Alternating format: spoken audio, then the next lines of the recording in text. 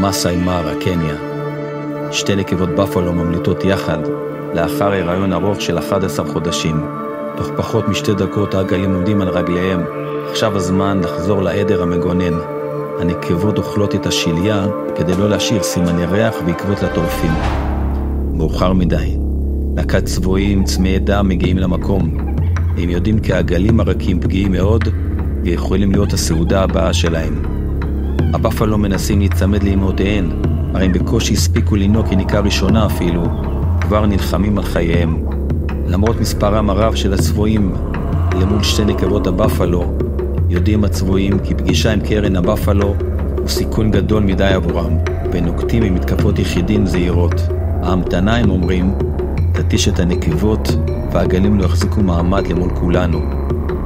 האם כך? כנראה שלא היום. תכונה מורגשת בקרב הצבועים, והם מתחילים להתפזר באמוק לכל עבר, וזנב רורם וקריאות בגוון אחר, אין במנוסה. מה בדיוק מתרחש? להקת האריות וורמגאי פרייד, בהנהגת לוויית האלפא, סינטמי, שפירושה השותקת, מתקדמת לעבר הבפלו, עט צצים ראשיהם של הלוויות המתקרבות לעבר הארוחה שלהן. הצבועים המתרחקים עדיין לא נעלמים לגמרי, ושומרים על מרחק סביר מהלוויות. שתי הבפלו עוברות למוד אחר, זו כבר לא אותה רמת איום. סינטמי, שאולי לא מדברת, אבל בהחלט עושה.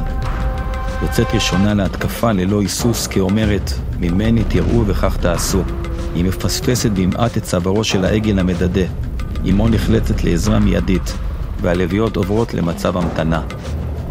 התמונה מתחילה להתבהר. את 4 הבפלו מקיפות 5 לוויות יחד עם 11 גורים מתבגרים בגילאי חצי שנה ועד שנה וחצי. הגורים שעברו לאחרונה לתפריט בשרי זקוקים לארוחה מיידית. הם לא אכלו כבר מספר ימים, וכולם מצטרפים לאמותיהן כדי לתרגל את כישורי הטרף שלהם. אמא לוויה שדואגת לגוריה וצריכה לספק מזון על בסיס יומיומי, אינה רוצה להסתכן בפגיעה מקרן הבפלו שיכולה להרוג אותה. הלוויות עוברות למצור על הבפלו בתקווה להתיש את הנקבות. הכפירים הצעירים מקבלים עידוד מהלוויות ומנסים לתקוף אף הן, אבל חוץ מתרגול ולימוד הם לא משיגים תוצאות של ממש. הישרדות האימהות במלוא עוצמתה, אימהות הבפלו, העגלים, אימהות הצבועים והלוויות.